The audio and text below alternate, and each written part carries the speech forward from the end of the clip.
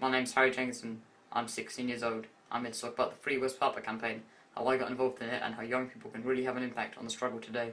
Where is West Papua? West Papua is just 250 kilometres north of Australia. It's part of the island of New Guinea, and the people there have been living under cruel oppression for over 50 years under Indonesian military rule. What's going on in West Papua? So Indonesia invaded in 1962.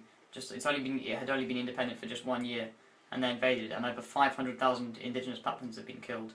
It's a horrible genocide that's really violently oppressed the people that have been killed, even for raising the national flag.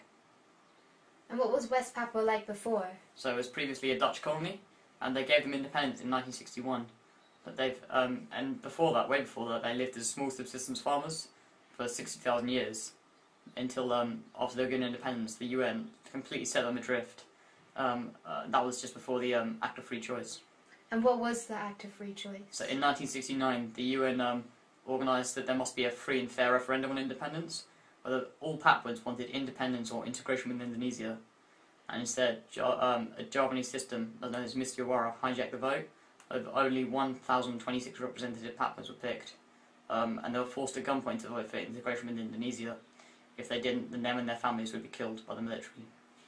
Why does Indonesia continue to occupy West Papua? New Guinea sits on huge deposits of gold, oil, copper and gas, and Indonesia really benefits actually from exploiting these Papuan resources that really doesn't go to native population at all. The Indonesian military only gets a third of its money funding from the government, and it gets a lot of it from just secret deals with the Freeport mine, which is the biggest gold mine in the world, occupying in West Papua illegally under international law.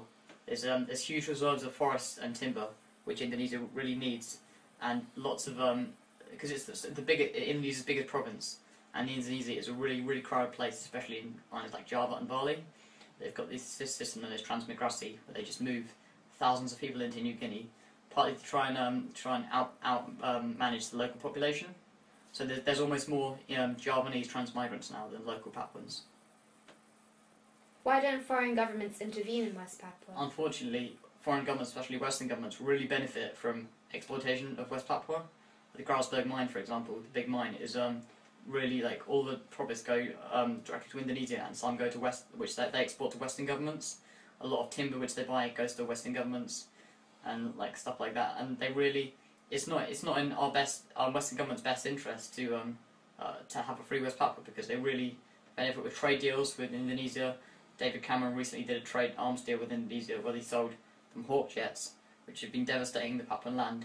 The Indonesian army regularly goes on bombings with them. It's just a big shame. Through arms deals and through gold exports, foreign governments have really been, unfortunately, benefiting from the genocide been going on there. And how long has this been going on for? So this has been going on for 50 years. Officially, they started invading when West Papua was independent in 1961. And this has been going on ever since then. They've had no freedom to choose their own self-determination at all. How did you get involved in the Free West Papua campaign? I got involved a couple of years ago by the Facebook page for the Free West Papua campaign, and it's really beneficial to my learning about it. Like I didn't really know much about it, but as soon as I heard stuff that was going on Facebook, it really changed my view about it. It's really sort of terrifying in a way how on the other side of the world there's this genocide going on about killing thousands of people, and no one even knows about it. So I started really getting involved through influential figures like Benny Winder, who I heard about. It's really changed my view about it. And I started lobbying my MP, writing to the Foreign and Commonwealth Office, and asking them to support the campaign. And it's just really, I think the internet really is a powerful message that you can use, a powerful weapon that you can use to spread the word, and that's what I tried to do. And who's Benny Winder? Benny Winder is the leader of the Free West Papua campaign in the UK. He's an exiled West Papuan tribal leader who was put in prison for 25 years in Indonesia, simply for raising his national flag, for declaring Papuan identity and culture. He managed to escape after being tortured and threatened with death to Papua New Guinea, and then he flew to the UK with his wife and kids and set up the Free West Papua campaign in the UK, which is really, I think, the largest Free West Papua campaign outside of West Papua in the world, which has really gained support through things like the internet and through support of young people. Who supports the campaign? A lot of influential politicians and musicians actually support the campaign. People like Desmond Tutu, Nobel Peace Prize laureate, and a lot of John Pilger, Noam Chomsky, a lot of expert political analysts. In terms of like musicians, there's a lot of Senegalese musicians have come out in support of the campaign. The store Lush Cosmetics is quite an ethical shop. It's really really gone behind the campaign. They've had West Papuan Morning Star flags in the windows and had a lot of support. Political prisoners like Philip Karma, a lot of ethical friends like Amnesty International were really connected to them as well. Why is this important? Why should I care? This is really important because at the other side of the world, no one really knows about it at the moment, but it really is happening now. It's genocide. It's over 500,000 people have been killed. That's over 10,000 people a year. It's really, you should really care because young people can really make a difference, and it's up to us really to spread the word out, get the attention of the media. And how would you feel if you were like a West Papuan child or a West Papuan person? They don't have the freedom that we have, the right to self-determination. They don't have it. And how is this campaign gaining support? So this campaign is really gaining support, especially quite recently actually. When I first started liking the Facebook page last year, there was only 4,000 likes, and now there's 8,000. It's really liked, especially through the internet. I think a lot of expert political analysts have said that through the internet, the campaign is really gaining momentum, support by lobbying, by Facebook, and a lot of YouTube and protest organising. How can young people have an impact and get involved? Young people can really have an impact because through organisations such as Facebook, Twitter, online, which a lot of young people are using, they can really have an impact on the campaign and the struggle. There's a lot of the Free West Papua campaign is really open organisation that really welcomes the support of young people. There's a lot of protests that you can go on, and just organising the support of your friends and school. My friends have been really supportive in this movement. Like a lot of schools set up and universities set up their own student groups for Freedom for West Papua, which is really helping the cause right now. Where can I find out about West Papua? There's loads of information on the web, in books. Like there's just the first site I would point you to is the Free West Papua site, which is freewestpapua.org.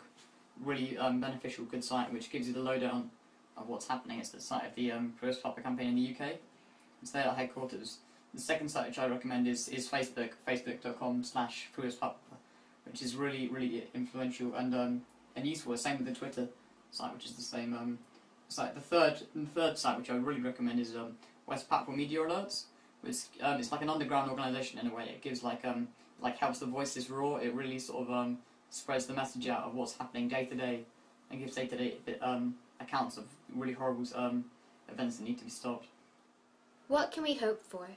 We can really hope for it that in the future, through organisations such as through the internet and through resources, we can really get the attention of the world's media. That's the most crucial step of all. And then we can see throughout the world, like in the Arab Spring and stuff, current political events, as soon as the world's media gets attention, politicians will take notice, and then the UN will take notice. If enough, member states of the UN support West Papuan independence, support Papuan sovereignty, they can force Indonesia to hold a referendum on independence, unlike the 1969 Act of Free Choice, which was a complete sham. And as soon as West Papua becomes independent, they can really have the freedom to sort out their own difficulties by themselves, whereas now they don't have the freedom to do that under Indonesian rule. What do you think will happen in the future? I'm very confident in the future. We're gaining slow but very steady support at the moment through many people joining. It's really gaining momentum. A lot of expert political analysts again have said how this in recent years declarations of independence that they regularly make in West Papua unsuccessful ones. This one could be successful because everyone's really gaining support and really being hopeful, which they couldn't have done 10 years ago without the internet.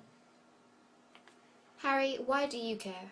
I really care about this. I think it's really important because it might be the other side of the world and it might be not directly affecting us, but indirectly it really is. Indonesia, really, a lot of stuff that we buy comes from Indonesia, comes from West Papua, that we don't often realise. The gold we buy, the copper we buy, really could have the blood of West Papuans on through the Indonesian military. It's affecting everyone, and it'd be a really massive victory for young people, for the internet, for freedom of speech, if we can manage to force Indonesia to hold a free and fair referendum and not let another 500,000 people die.